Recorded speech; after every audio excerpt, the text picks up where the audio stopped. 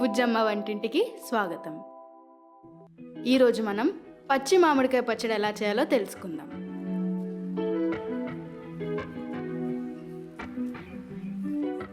కావాల్సిన ఇంగ్రీడియంట్స్: పచ్చి మామిడికాయ, వేరుశనగలు, కొత్తిమీర, పచ్చిమిరపకాయలు, వెల్లుల్లిపాయలు, జీలకర్ర. ముందుగా స్టవ్ ఆన్ చేసుకుని ఒక ప్యాన్ పెట్టుకోవాలి.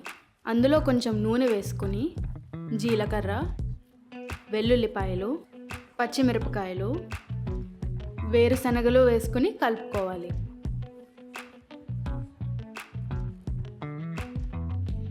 అవి దోరగా వేగినాక కట్ చేసి పెట్టుకున్న మామిడికాయ ముక్కలు, కొత్తిమీర వేసుకుని మరి కొంచెం సేపు వేగనివ్వండి.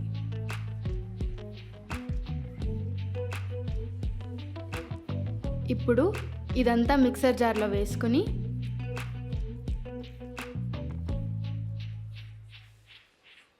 సరిపడే అంత ఉప్పు వేసుకొని మరీ మెత్తగా అవ్వకుండా కచ్చా పచ్చాగా చేసుకుంటే పచ్చి మామిడికాయ పచ్చడి రెడీ.